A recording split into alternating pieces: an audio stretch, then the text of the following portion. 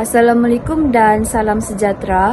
Kami mengucapkan terima kasih kepada pensyarah dan rakan-rakan sekalian kerana sudi meluangkan masa untuk mendengar pembentangan kumpulan kami.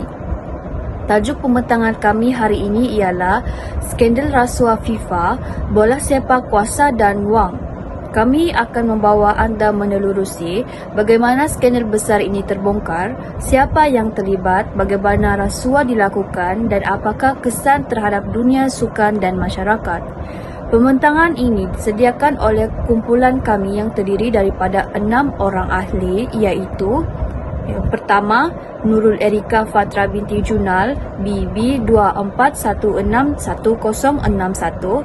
Kedua, Sofia Riam AK Saka, BB 24110189.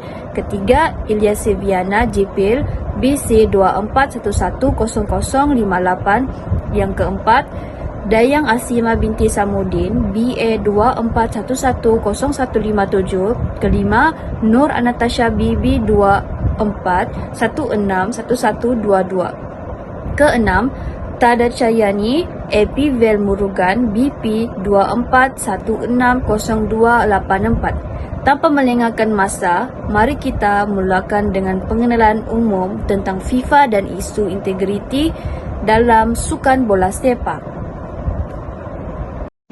Selamat sejahtera, nama saya Tacayani Velmurugan, nombor metrik BP 24160284. Hari ini saya akan membentangkan tentang pengenalan umum. FIFA atau Federation International The Football Association ialah badan pengelola utama sukan bola sepak di dunia. Ia bertanggungjawab mengurus kejohanan terbesar seperti Piala Dunia dan menetapkan peraturan antarabangsa sukan ini.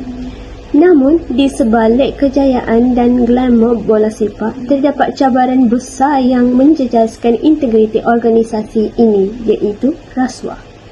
Integriti dalam sukan amat penting kerana ia memastikan keadilan, kesesamaan dan semangat kesukanan dikekalkan. Apabila pemimpin atasan terlibat dengan rasuah, imej sukan dan kepercayaan peminat turut musnah. Oleh itu, pembentangan ini akan mendedahkan bagaimana skandal rasuah melibatkan FIFA terbongkar, siapa yang terlibat dan apakah pengajarannya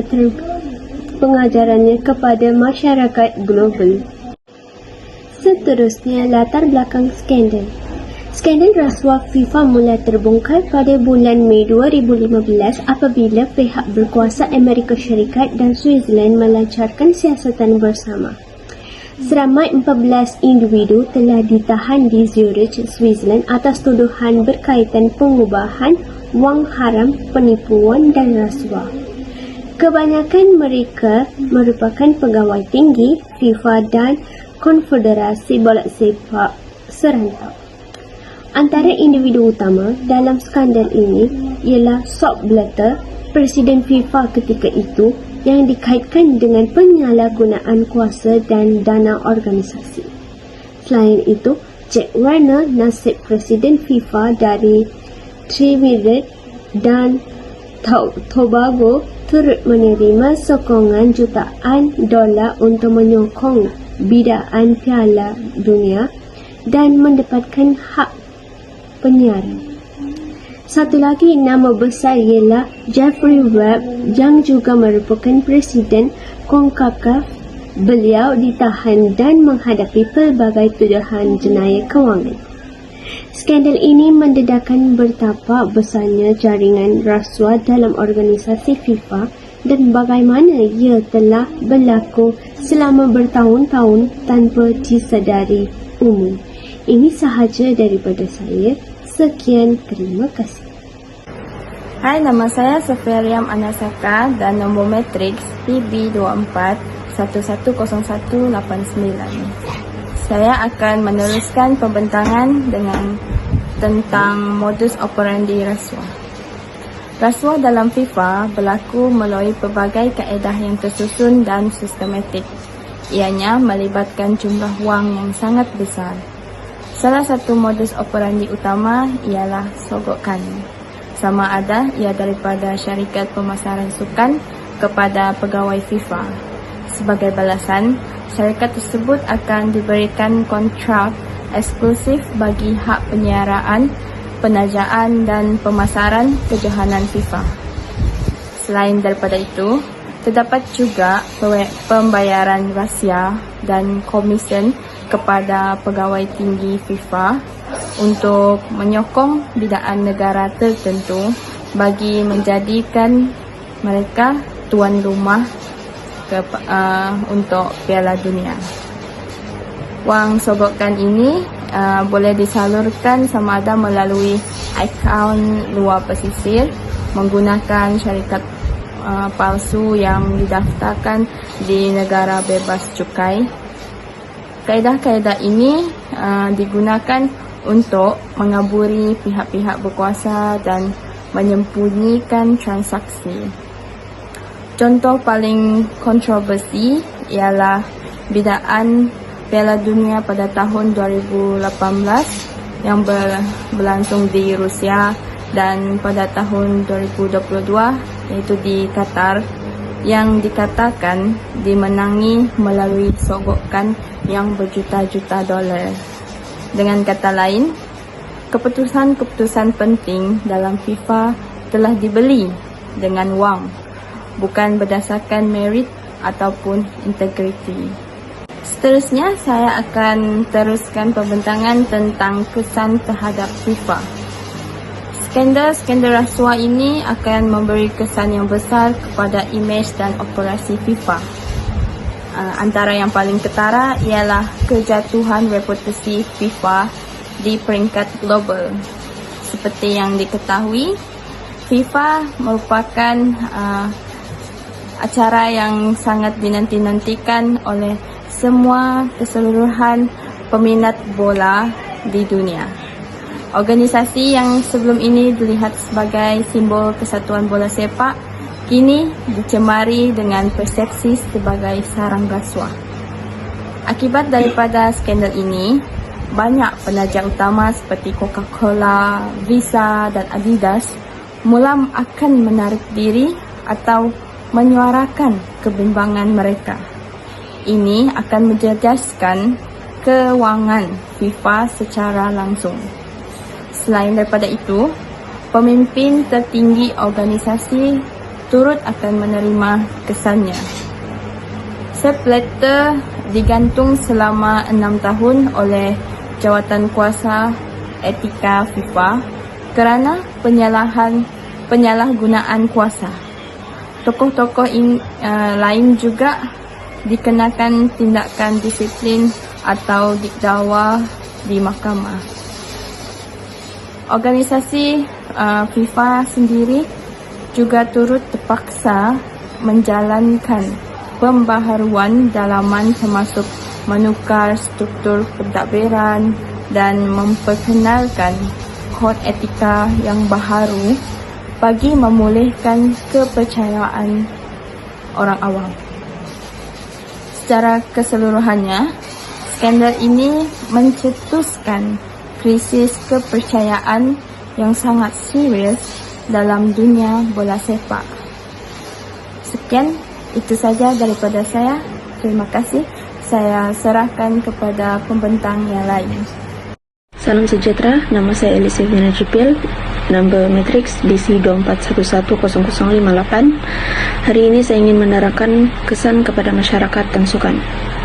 Kesan skandal rasuah FIFA bukan saja terhadap kepada organisasi, tetapi turut memberikan impak besar kepada masyarakat dan juga dunia sukan secara keseluruhan. Kesan kepada masyarakat umum terutamanya pemain bola sepak. Hal ini memberikan mereka hilang kepercayaan terhadap keadilan dalam sesebuah pertandingan. Mereka juga berpendapat bahwa keputusan penting dalam sukan ini ditentukan oleh wang ringgit dan bukan dari prestasi. Negara-negara yang jujur dalam proses bidaan pula terpinggir kerana mereka tidak mampu ataupun enggan terlibat dalam aktiviti sogokan. Ini menimbulkan ketidaksamarataan dalam peluang menjadi tuan rumah. Dalam sudut pemain dan pengurusan pasukan, semangat kesukanan dan motivasi turut terjejas. Mereka merasa usaha mereka tidak bermakna dan sia-sia jika pentadbiran atasan tidak telus dan juga tidak adil. Akhir sekali, image bola sepak sebagai sukan rakyat ini tercemar. Hal ini karena rasuah telah menjadikan sukan ini satu industri yang dipengaruhi oleh kuasa dan juga duit, dan juga bukan dari nilai-nilai murni. Poin yang seterusnya ialah siasatan dan hukuman. Selepas skandal rasuah terbongkar, siasatan besar-besaran dilancarkan oleh FBI dan Jabatan Kehakiman Amerika Syarikat DOJ. Kerjasama juga dilakukan dengan pihak berkuasa Switzerland untuk menahan dan mendakwa individu yang terlibat. Pada Mei 2015, 14 pegawai FIFA dan eksekutif syarikat sukan ditahan di Zurich. Sejurus sebuah kongres FIFA berlangsung, mereka dituduh melakukan penipuan, pengubahan uang haram, dan menerima suguhan berjuta-juta dolar. Antara tokoh yang dikenakan tindakan undang-undang termasuklah Jeffrey Webb, Jack Warner, dan Nicholas Leos. Hukuman yang dijatuhkan termasuk penjara, denda berhutang dolar, serta pergantungan seumur hidup daripada sebarang aktiviti berkaitan bola sepak. Skandal ini turut membuka mata masyarakat global terhadap keperluan pembaruan. FIFA kemudiannya memperkenalkan reformasi struktur dan kode etika baru di bawah kepemimpinan presiden baru, yaitu Gianni Infantino.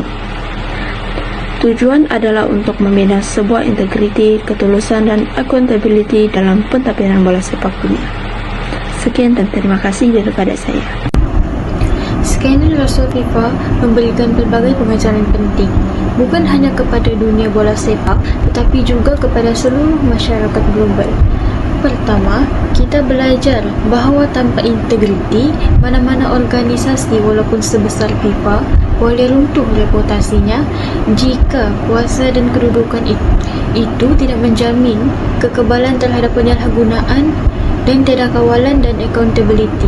Kedua, ketelusan dan tanggungjawab dalam membuat keputusan adalah asas kepada kepercayaan masyarakat. FIFA gagal memelihara perkara ini dan akibatnya mereka hilang sokongan daripada penaja, peminat dan ahli gabungan. Ketiga, kita sedar bahawa rasuah bukan hanya masalah individu tetapi sistemik dan memerlukan reformasi menyeluruh dari dasar organisasi hingga nilai yang dipegang oleh pemimpinnya. Selain itu, peranan media, penguatkuasaan undang-undang dan masyarakat awam sangat penting dalam mendedahkan penyelewengan. Tanpa tekanan luar, banyak isu mungkin terus disembunyikan. Akhir sekali, kita semua harus menanam nilai integriti dalam diri, kerana integriti bukan tanggungjawab pemimpin semata-mata, tetapi tanggungjawab bersama. Berdasarkan skandal ini, terdapat beberapa cadangan penambahbaikan yang boleh dilaksanakan untuk mencegah rasuah di dalam FIFA dan organisasi lain.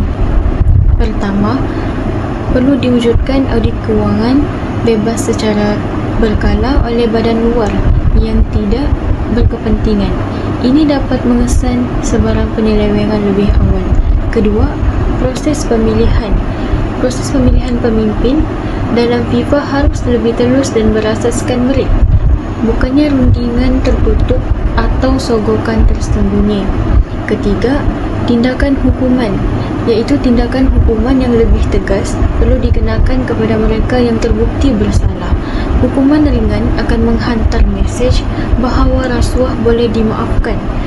Selain itu, FIFA perlu melabur dalam pendidikan etika dan integriti, khususnya kepada pemimpin, pegawai, pemain dan staf dalaman. Akhir sekali, mekanisme aduan yang selamat dan sulit harus diwujudkan untuk melindungi pemberi maklumat atau whistleblower.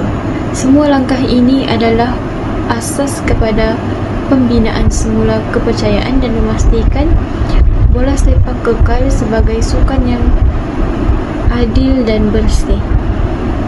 Assalamualaikum warahmatullahi wabarakatuh. Nama saya Nurul Erika Fatra binti Junal, BB 24161061.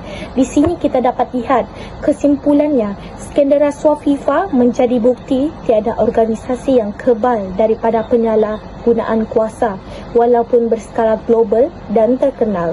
Kita telah lihat bagaimana rasuah dalam bentuk sogokan, penipuan dan salah guna kuasa boleh berlaku secara sistematik dan terancang dalam tempoh bertahun-tahun tanpa dikesan. Kesan daripada skandal ini sangat besar, melalui reputasi FIFA akan menjadi musnah, penaja hilang berkeyakinan dan peminat akan kecewa dengan integriti sukan yang mereka cintai. Namun begitu, dari krisis ini, kita juga belajar betapa pentingnya ketulusan, accountability dan nilai integriti dalam setiap aspek pentadbiran. Bukan sahaja dalam sukan, tetapi juga dalam organisasi, perniagaan dan sektor awam. Marilah kita bersama-sama memupuk budaya integriti dalam diri, kerana rasuah bukan sekadar jenayah undang-undang tetapi juga pengkhianatan terhadap kepercayaan masyarakat. Ingatlah, dunia yang bersih daripada rasuah bermula daripada tindakan kita hari ini. Sekian, terima kasih. Assalamualaikum warahmatullahi wabarakatuh.